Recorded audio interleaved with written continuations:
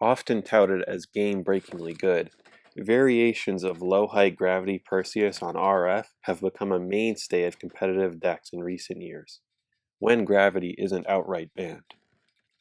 This combo in particular is so highly regarded because, to many, it lacks any weaknesses or makes other options irrelevant.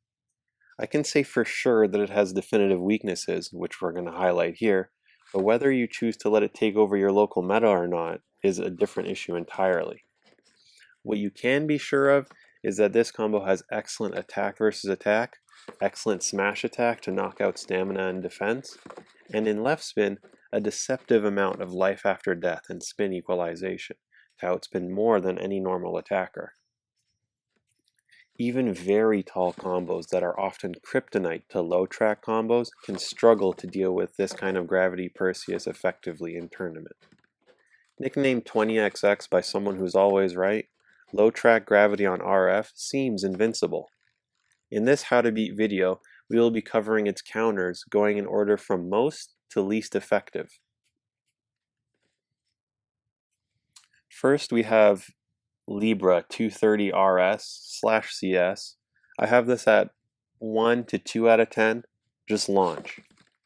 Flame 230 CS in general has always been a great answer to low attack, but against some combos, low track gravity included, it can be caught out.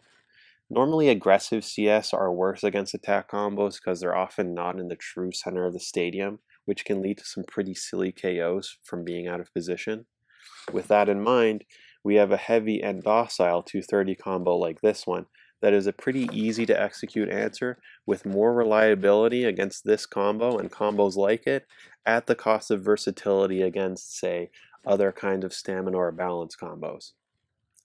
You can actually come up with a few different Libra-based combos and strategies to cover low track gravity, but I chose this because it is both the safest and easiest.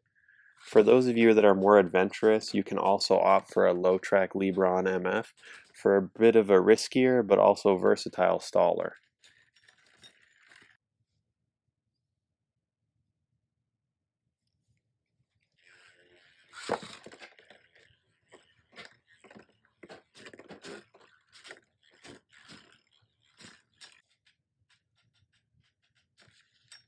Next up we have Flame 230 RSF or CS, which I have at 2 out of 10. You kind of just launch. This is, funny enough, one of the most obvious answers that has escaped many in general, which is a pure 230 defense type. Flame 230 is ubiquitous, but by putting it on RSF instead of CS, you completely avoid the aforementioned problem that CS can have of being escorted out unluckily.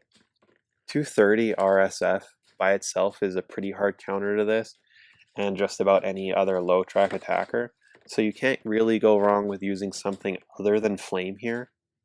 Flame 230 CS, as I mentioned, has an honorable mention because while it is noticeably inferior to the RSF version against this combo, your opponent usually has to play it pretty well in order to beat you, so that's a lot of pressure to have in event.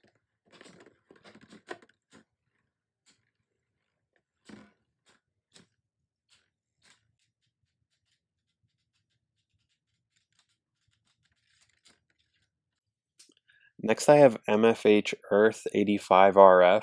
I have this at about 5 out of 10, which is a huge jump. You launch hard and pray. This is kind of the unsung hero of Metal Fight Limited and highly slept on, because if there's a problem, there's usually a good chance that Earth on RF can fix it. In this case, Earth can usually safely 50-50 a wall save against gravity or just knock it out, as can basically any low height attacker, but also secure outspins against it too, or just straight up draw, where other attackers and most other combos in general tend to fail.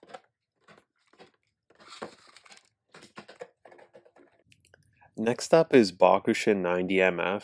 This is another 5 out of 10 where you kind of just launch hard and pray you get the right angle. As alluded to before, stallers can be a decent option against low track gravity, as they often have enough stamina and speed to go head to head, along with some ability to catch the ridge provided by MF. I would call this a very imperfect answer to gravity though, since it's only marginally more reliable than just a generic low track attacker going for a 50-50. In both cases, user comfortability plays a big part, as well as mind games and launch strategy.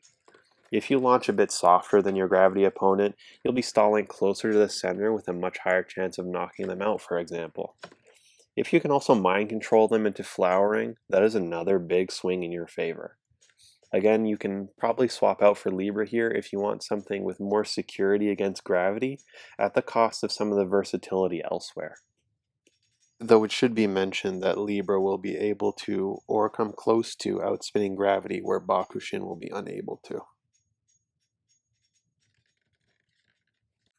Last up, we have Burnth TH220RS. I'm not even going to rate it. My final counter is frankly completely terrible, but I'm using it to highlight a point. All of these parts are much better used elsewhere on other kinds of combos, but this combo's foundation, being a tall, docile one, is enough to kind of counter something like low track gravity on RF because of its innate weaknesses. I won't call it a perfect counter at all, but a proof of concept that something terribly suboptimal like this can have a decent matchup in its favor, including the best combo of Metal Fight Limited. Is this going to win you every match against low track gravity on RF? Absolutely not. But it's actually going to do a lot better than many other very viable combos. So I hope this video has been entertaining, if not a little bit educational, on how to beat the best combo of Metal Fight Limited. If you have any other desires or suggestions, please leave a comment below and I'll get back to you, or even just make a video on it.